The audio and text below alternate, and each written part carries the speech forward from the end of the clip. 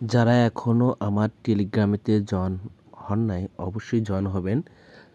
ডেসক্রিপশনে আমার Telegram link থাকবে, আপনারা জয়েন হয়ে নেবেন।